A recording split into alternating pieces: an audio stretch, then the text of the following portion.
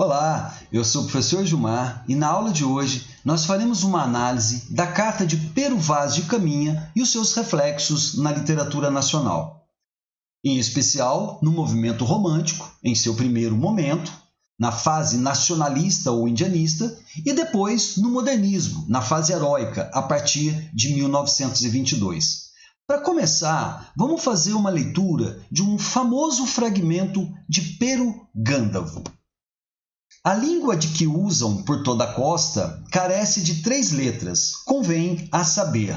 Não se acha nela F, nem L, nem R, coisa digna de espanto, porque assim não tem fé, nem lei, nem rei, e dessa maneira vivem desordenadamente, sem ter além disso conta, nem peso, nem medida.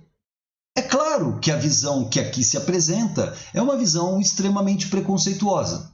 Até porque os níveis de comunicação nesse primeiro momento eram praticamente nulos. Os padres jesuítas vão chegar no nosso país em 1549 com o padre Manuel da Nóbrega. Somente em 1595 é que o padre Anchieta vai produzir o primeiro dicionário tupi-guarani português. Aliás, com esse dicionário, com esse conhecimento, vai se desenvolver no nosso país o Nhengatu, ou a língua geral, que é a fusão desses dois idiomas. Antes de chegar à carta de Caminha, eu gostaria de abordar com vocês os 3 primeiros momentos literários da era colonial brasileira. Perceba o seguinte: o quinhentismo, no século XVI, o barroco, no século XVII, e o arcadismo, no século XVIII. O quinhentismo ele se dá no ciclo do pau-brasil, o barroco no ciclo da cana-de-açúcar e o arcadismo no ciclo do ouro. Quando eu coloco para vocês que o quinhentismo é uma literatura sobre o Brasil, é porque nesse momento quem está produzindo são ou os cronistas portugueses ou os aventureiros europeus. Aqui eu chamo a atenção de vocês para um alemão, Hans Staden. Ele esteve preso no litoral norte de São Paulo e produziu um livro bastante interessante, que é 2 Viagens ao Brasil. É claro que tanto os cronistas portugueses como os aventureiros europeus, eles apresentam uma visão eurocêntrica. A Europa, a cultura europeia como centro, como referência daquilo que está sendo observado. E, claro, a visão edênica. O que é a visão edênica? A visão do Éden, a visão do Eldorado. Aqui é relevante você entender que lá na Europa eles estão vivenciando o renascimento cultural. E um dos elementos do renascimento cultural é o locus amoenos, é o lugar tranquilo. Então, a descoberta da Terra Brasilis, na visão desses europeus, cai como uma luva, né? Eles vão conseguir enxergar aqui esse lugar ideal, esse lugar aprazível. E, claro, por isso, muito descritivismo nós vamos encontrar tanto na carta de Pero Vaz de Caminha como nos outros textos produzidos. Então, a literatura quinhentista é a literatura sobre o Brasil. E a literatura barroca é a literatura no Brasil. Por que literatura no Brasil? O barroco é reflexo de um choque de ideias. As ideias renascentistas, que estavam em voga no século XVI, e o retorno à mentalidade medieval, que se dá com a Contra-Reforma, ou a Reforma Católica. Então, a mentalidade antropocêntrica, epicurista do século XVI se choca com a mentalidade estoica, contra-reformista, medieval. Então, desse choque é que nasce o barroco. Daí o barroco ser chamado o movimento da dúvida, o movimento do conflito. Ora, considerando então que no Brasil nós não tivemos o renascimento cultural e tampouco tivemos a Idade Média, então é um movimento de importação. A mentalidade barroca no nosso país chega com os padres jesuítas, já que eles são os grandes responsáveis pela expansão da mentalidade cristã nesse momento conturbado que a Europa vivenciava. E o terceiro movimento literário que faz parte da era colonial é o arcadismo, quando a gente fala em literatura do Brasil. Por que literatura do Brasil? Em livros como Uruguai e Caramuru, a gente já vai conseguir visualizar uma paisagem mais tropical, uma paisagem mais próxima da paisagem brasileira. O que acontece? Eles estão preparando o terreno para o paisagismo romântico. Então, quando nós falamos em valorização da cor local aqui no arcadismo, ela não pode ter o mesmo olhar que a valorização da cor local no romantismo. Isso porque o romantismo ele se dá no momento de construção da identidade nacional no pós-independência. Em termos de datas, o arcadismo termina em 1836, quando é publicado o livro Suspiros Poéticos e Saudades, do Gonçalves de Magalhães, que é a obra que marca o início do romantismo. Porém, é comum você encontrar que de 1808 a 1836 é um período que a gente pode definir como movimento pré-romântico. A chegada da família real ao nosso país, em 1808, ela trouxe muitas modificações e algumas mudanças muito importantes, como a abertura dos portos. E, do ponto de vista artístico, a grande contribuição virá com a construção da imprensa régia, a fundação da imprensa régia, a fundação da Biblioteca Nacional, a fundação da Escola de Belas Artes. Então, toda essa movimentação com a chegada da família real, mais o processo de independência em 1822, vai desencadear uma visão bastante diferente dessa visão colonialista que a gente vai ter nesse primeiro momento. Bom, o que a carta fala? Do que trata Pero Vaz de Caminha? Perceba nesse fragmento. Ao longo do texto, percebe-se o grande apego do autor às categorias sensoriais, isto é, a valorização dos sentidos, principalmente o da visão.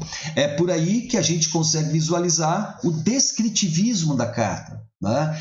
A questão tátil, visual, olfativa, é tudo muito novo, né? Todo o exotismo da terra recém-descoberta você vai encontrar na carta.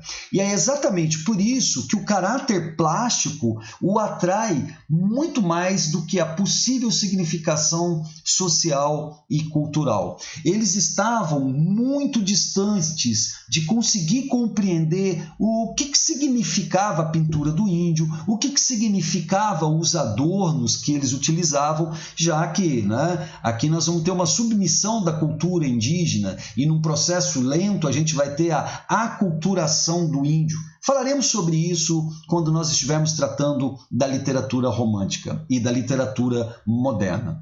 Bom, a carta também apresenta uma visão que reflete bem os interesses dos europeus naquela conjuntura. Leia comigo. Nela, até agora, não podemos saber que haja ouro nem prata, nem coisa alguma de metal ou ferro, nem lhe vimos. Porém, a terra em si é de muito bons ares, assim frios e temperados, como os de Entre Douro e Minho, porque neste tempo de agora os achávamos como os de lá. Águas são muitas e infindas, e em tal maneira é graciosa que, querendo-a aproveitar, dar-se-á nela tudo por bem das águas que tem. Porém, o melhor fruto que nela se pode fazer, me parece que será salvar esta gente. E esta deve ser a principal semente que Vossa Alteza em ela deve lançar. Perceba que aqui nós temos bem explícito, no primeiro parágrafo, os interesses econômicos, de expansão do Império Português, e no segundo momento ele fala da riqueza das águas, que a terra é muito fértil, que poderia produzir tudo o que quisesse, mas que o melhor fruto é o quê? O melhor fruto, perceba comigo, é salvar esta gente, que é o interesse do europeu na expansão do cristianismo dentro dessa conjuntura de contra-reforma, de reforma protestante que a Europa vivenciava naquele momento. Uma terceira visão que esse fragmento nos mostra, uma possibilidade que a carta cria, é essa aqui. E que aí não houvesse mais que ter aqui esta pousada, para esta navegação de Calicut bastaria. Ou seja, se não tiver ouro, se não tiver prata, se não tiver muitas riquezas a serem exploradas, nós podemos salvar essa gente, mas também nós teremos um belo porto para o caminho para as Índias. Então essa visão que a carta apresenta, né, é uma visão que reflete bem os interesses, né, das grandes navegações, é o que vai predominar o tempo todo no descritivismo que o Pero Vaz fará em vários momentos, né? A relação, os primeiros contatos com os índios, né? A sensação de que os índios são seres bestiais, né? E isso vai predominar durante muito tempo na literatura colonial brasileira. Um outro foco que eu quero dar para vocês aqui é no que diz respeito à celebração da primeira missa. Perceba o que o Pero Vaz fala. E ali, com todos nós outros, fez dizer missa, a qual foi dita pelo padre Frei Henrique, em voz entoada e oficiada com aquela mesma voz pelos outros padres e sacerdotes, que todos eram ali. A qual missa, segundo meu parecer, foi ouvida por todos com muito prazer e devoção. Acabada a missa, desvestiu-se o padre e subiu uma cadeira alta, e nós todos lançados por essa areia, e pregou uma solene e proveitosa pregação da história do Evangelho, ao fim da qual travou da voz da nossa vinda e do achamento dessa terra, conformando-se com o sinal da cruz, sob cuja obediência viemos, o que foi muito a propósito e fez muita devoção. É claro que aqui fez muita devoção quando a gente considera os portugueses que aqui estavam, né? Nós não podemos falar que essa devoção foi causada nos indígenas. Os indígenas desconsideravam, né, o cristianismo, eles não conheciam, na verdade, o cristianismo, né? Então eles não entendiam o significado da cruz, eles não entendiam o que era essa pregação, o que simbolizava tudo isso para o europeu. Dê uma olhada na forma como o Pero Vaz de Caminha fala do índio quando ele relaciona com a religião. Parece-me gente de tal inocência que, se homens os entendesses e eles a nós, seriam logo cristãos, porque eles, segundo parece, não têm nem entendem nenhuma crença. E, portanto, se os degredados que aqui hão de ficar aprenderem bem a sua fala e os entenderem, não duvido que eles, segundo a santa intenção de Vossa Alteza, se hão de fazer cristãos e crer em nossa fé, a qual praza a nosso Senhor que os traga, porque, certo, esta gente é boa e de boa simplicidade. Imprimir-se-á ligeiramente neles qualquer cunho que lhes quiserem dar. E pois nosso Senhor, que lhes deu bons corpos, bons rostos, como a bons homens, por aqui nos trouxe, creio que não foi sem causa.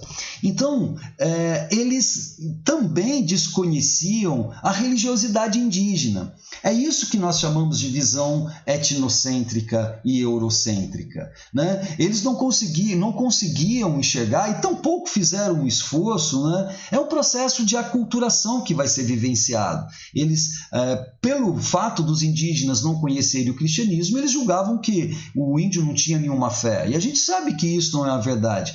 Assim, recorrendo ao texto do Gandalf, quando ele fala que aqui não tem rei, não tem lei, não tem fé, essa visão preconceituosa vai predominar em muitos textos, né? Eram tribos organizadas, né? Eram tribos que tinham leis, tinham fé, mas distanciados, na verdade, da fé europeia, da concepção religiosa que os portugueses trouxeram para nós. É claro que existem inúmeras possibilidades de interpretação da carta. O meu enfoque aqui é tentar mostrar para vocês como que essa carta vai se refletir lá na frente. Então, a partir de agora, eu vou mostrar para vocês como que a carta aparece na literatura romântica, certo? Considerando que o romantismo trabalha na construção da identidade nacional, dentro desse nacionalismo fanista, representação idealizada da natureza e do índio. Como eu disse para vocês há pouco, né, o processo de independência no nosso país vai criar essa necessidade de identidade. É daí que vem o famoso poema, né? Minha terra tem palmeiras onde canta o sabiá, as aves que aqui gorjeiam não gorjeiam como lá, desse grande poeta que é o Gonçalves Dias. o sabiá enquanto símbolo da fauna brasileira, a palmeira enquanto símbolo da flora brasileira, mas também o sabiá como símbolo do poeta brasileiro. Por quê? Porque na Europa o poeta era associado à figura do rouxinol. Então essa primeira fase, marcada por um nacionalismo que precisava da construção de um herói. E na Europa é mais fácil, né? Nesse primeiro momento do romantismo europeu, eles resgatam as novelas de cavalaria, trazem essas novelas de cavalaria, contextualizam a realidade europeia do século XIX e ali sim eles constroem essa figura heróica, grandiosa, temente a Deus e etc., que são todos os elementos que o romantismo traz enquanto idealização das personagens, idealização do ambiente e idealização do enredo. É claro que esse nacionalismo fanista, ele é acrítico, né? Porque ele vai tentar focar única e exclusivamente nos aspectos positivos, né, da terra que está sendo descrita. Então, quando a gente pensa na figura do índio, aqui é importante esse fragmento, né, do famoso poema Ijucapirama, do Gonçalves Dias. Meu canto de morte, guerreiros, ouvi, sou filho da selva, na selva cresci, guerreiro descendo da tribo Tupi, da tribo punjante que agora anderrante por fado inconstante, guerreiros nasci. Sou bravo, sou forte, sou filho do norte, meu canto de morte, guerreiros, ouvi. Porque nessa construção da identidade nacional tem várias perguntas que têm que ser feitas, né, pelo intelectual brasileiro naquele momento. Como, por exemplo, que elementos são característicos do Brasil? Né? Quais que são as peculiaridades do homem brasileiro? O que difere o Brasil do resto do mundo? Então, em cima dessa busca constante por criar esse conceito de identidade nacional, resgata-se a figura do índio. É aí que é importante a Carta de Pero Vaz de Caminha e os textos dos cronistas que aqui estiveram, porque as referências que o homem romântico vai ter estarão lá, produzidas naqueles textos, desculpe-me. Então, assim, é claro que aqui a história do Ijucapirama, né, que muitos afirmam que é um poemeto épico. Para quem não conhece a história, o Ijucapirama, ele é um guerreiro tupi e foi capturado pelos timbiras, né, naquele famoso ritual de antropofagia, né, que eles acreditando que comendo a carne do indígena, da tribo inimiga, vinha para eles a honra, a força e a bravura. E no momento da morte, né, ele pede clemência porque ele tem um pai que na verdade está sozinho na floresta, abandonado, e um pai que é cego. E aí a tribo o solta, ele vai até a floresta, encontra o pai o amaldiçoa. Né? Por quê? Porque é melhor ter um filho morto do que um filho desonrado, um guerreiro tupi desonrado. Então, quando o Ijucapirama pega o pai, guia o pai até a tribo dos timbiras, lá luta novamente, lá ele resgata a sua bravura e ali ele prova, né, todo o seu conceito de amor à família, todo o seu conceito de bravura, de grandeza e de destemor. É muito importante que você tenha consciência de que quando a gente fala em índio no romantismo, em especial na poesia do José de Alencar, na poesia do Gonçalves Dias e na prosa do José de Alencar, que é um índio que tem muito dos elementos dessa cultura europeia. Por isso que nós afirmamos que é um índio europeizado, né? É um índio que veste a capa do cavaleiro medieval. Né? Dentro do que eu falei para vocês em relação ao ufanismo, né, esse nacionalismo exagerado, um outro elemento muito importante no romantismo nesse primeiro momento é a lusofobia. Né? Quando o Gonçalves de Magalhães lança a revista Niterói, que é a revista que vai marcar, né, a propaganda do romantismo no nosso país, tem uma frase muito simbólica que ele fala: tudo pelo Brasil e para o Brasil. Então, dentro dessa concepção nacionalista, ela é acrítica, porque o grande problema do nosso país naquele momento é a escravidão. E eles estão focados, na verdade, na tentativa de unir essa população brasileira num conceito de pátria, né? Num conceito de identidade, correto?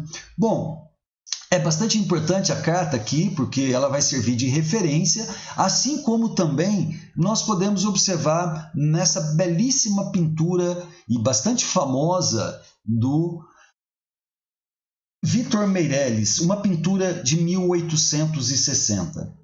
Perceba na pintura, né, alguns detalhes, né? O índio ele está aqui no canto, né? Quando você olha, perceba que os índios estão nessa posição à esquerda, enquanto que o europeu, o português, ele está aqui à direita, ou seja, né, ao lado do mar, né, mostrando a chegada desse europeu. Esse quadro é muito importante no contexto do Segundo Império, ele é patrocinado pelo Segundo Império. Esse quadro ele ganhou um prêmio em Paris na época, né, o que era raro quadros brasileiros serem premiados naquela conjuntura. E aqui nós temos a representação de dois elementos muito importantes, né? A figura do Estado português e aqui a figura da igreja personificada no padre. Perceba que os índios, eles, embora não compreendam muito bem o que está acontecendo, eles estão calmos, né? Eles não agem, né? Mesmo esse índio em cima da árvore, e é interessante você aqui, quando você passa, né, aqui ó, uma reta nesse lugar, você vai perceber o quê? Você vai perceber que a cruz está numa posição de superioridade, exatamente porque é o cristianismo que vai unir, né, duas culturas tão diferentes. A figura do padre de branco, que chama a atenção logo num primeiro momento, também é bastante simbólico. Então, o objetivo de um quadro desse é exatamente tentar criar, e essa é uma questão do Segundo Império, né? É tentar criar o conceito de que a colonização brasileira foi pacífica, né? Que a missa celebrada foi uma missa em que os dois entenderam, em que os dois estavam amigos. Não é bem isso, nós sabemos que não é essa a realidade, né, no processo de colonização do nosso país, né? É exatamente aí que o modernismo vai bater, né? O modernismo ele vai tentar desconstruir isso quando ele vem num processo bem diferente do movimento romântico no que diz respeito ao abrasileiramento de nossas artes, né? Como entender isso? Veja, uma das grandes conquistas da arte moderna, o que a gente chama de fase heróica, né, que começa em 1922, e aqui o ano de 1922 ele é muito simbólico, né, porque é o centenário da nossa independência, e o objetivo é fazer exatamente a independência intelectual do nosso país. Né? Considere que mesmo pós-independência nós temos o romantismo, temos o realismo, o naturalismo, o parnasianismo, o simbolismo, que são escolas literárias que são europeias, né? Com raras exceções de grandes escritores como Machado de Assis, seguimos o modelo europeu. Então a ideia aqui do etnocentrismo é exatamente buscar a nossa etnia como referência e não mais a etnia europeia. Mas aí se dá um dilema. Qual é a nossa etnia, né? Qual é a raça que representa o nosso país? É aí que vem esse conceito da multirracialidade brasileira e, reflexo dessa multirracialidade, a pluriculturalidade brasileira, certo? Como que funciona isso? Uma grande conquista desses modernistas é o que a gente chama de direito à pesquisa estética, né? De pesquisar, você só pode negar aquilo que você conhece. Então esses intelectuais, os mais importantes aqui são Mário de Andrade, Oswald de Andrade, a Tarsila do Amaral, Menotti Del Picchia, Anita Malfatti, ou seja, todo esse grupo, e aí tem, entre outros, né, tem Manuel Bandeira, tem muita gente envolvida. A ideia deles é o quê? É pesquisar, descobrir o que já existe de cultura brasileira, né, e tentar mostrar isso, na verdade, de forma unida, não fragmentada, né? Porque quando a gente pensa nesse direito à pesquisa estética, nós podemos fazer uma referência aqui à figura do Heitor Villa-Lobos, né? A pesquisa que ele faz acerca de músicas folclóricas, né? De composições populares no nosso país, misturando isso com a música erudita, exatamente para tentar chegar a esse conceito de brasilidade. É diferente do conceito de brasilidade do romantismo, porque o romantismo, como eu coloquei para vocês, ele idealiza muito, ele acaba por falsear a realidade. E essa frase, que está no Manifesto Antropófago de 1928, né, do Oswald de Andrade, quando ele fala: antes dos portugueses descobrirem o Brasil tinha descoberto a felicidade. Então, aqui você já consegue visualizar que é diferente do que o romântico tem enquanto proposta. É razoável aqui o conhecimento da obra Macunaíma, do Mário de Andrade, né? Lembrando que os manifestos publicados, né, o Manifesto Pau-Brasil, em 1924, o título dele é muito simbólico, né, porque qual é a ideia? O Pau-Brasil é o nosso primeiro produto de exportação. Então nós vamos criar aquela que vai ser a primeira arte de exportação brasileira, a arte Pau-Brasil, né? É famoso um quadro que a Tarsila do Amaral pintou, em que ela tira o lema da bandeira brasileira, Ordem e Progresso, e coloca ali Pau-Brasil, porque o Ordem e Progresso é uma máxima de Auguste Comte, né, do positivismo, já que esse primeiro momento da República no nosso país, ele é marcado por uma forte influência do materialismo cientificista do final do século XIX. Bom, como nós analisamos a primeira missa numa pintura romântica e toda a sua idealização, aqui eu chamo a sua atenção agora para essa primeira missa de Cândido Portinari. Perceba nesse quadro, que lá na frente, já em 1948, então muito do que o modernismo em seu primeiro momento divulgava já estava consolidado com grandes autores, com Macunaíma, do Mário de Andrade, com Brás Bexiga e Barra Funda, do Alcântara Machado, com História do Brasil, do Murilo Mendes. O que é interessante nesse quadro é que quando você olha para ele, se ausenta a figura indígena, né? Então, diferente do que a gente tem naquele quadro romântico, né, nós não temos aqui a desvalorização do índio, correto? Mas também é como se o Portinari excluísse o índio desse evento, porque o índio não compreenderia a missa, né? Não compreenderia o cristianismo, não compreenderia o significado da cruz, né? Então, é um quadro bastante interessante, né, dentro desse manifesto antropófago, dentro dessa perspectiva de brasilidade, de construção da identidade nacional,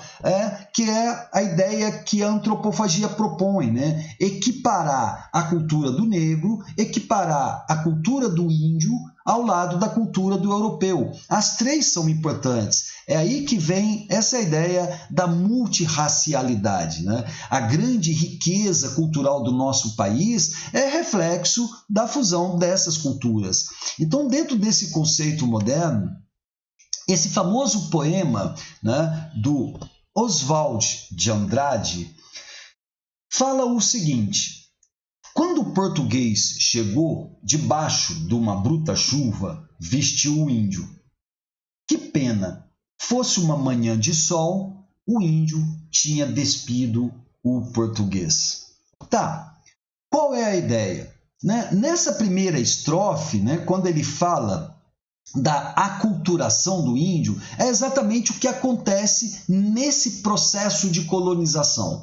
As coisas não foram amigáveis, né? Houve uma supressão da língua tupi, porque dominar uma cultura passa obrigatoriamente pela dominação da língua desse povo. A língua é um importante, talvez a mais importante manifestação cultural de um povo. Muito da oralidade, muito das histórias, elas são passadas de geração em geração através do idioma. Então, o que aconteceu é a aculturação do índio. A lamentação do eu lírico é exatamente porque dentro dessa postura de criticidade, dentro dessa postura de construção da identidade nacional, mas não aquela identidade nacional mais ingênua, mais ufanista e sim mais crítica, então esse eu lírico lamenta o episódio. E o que ele deseja? A aculturação do europeu, ou seja, ele deseja que a antropofagia é a devoração crítica, né? É absorver o que a cultura europeia tem de bom, adaptar, assimilar isso à realidade brasileira. E é nesse conjunto de ideias que o movimento moderno vai contribuir muito para a música, para as artes plásticas, né? Claro que aí nós temos o famoso quadro da Tarsila do Amaral, o Abapuru, depois o Antropofagia, que são quadros representantes desse momento histórico da literatura brasileira, né, que quando a gente pega a carta de Pero Vaz de Caminha, no Manifesto Pau-Brasil, né, do Oswald de Andrade, inúmeros fragmentos da carta serão parodiados por Oswald.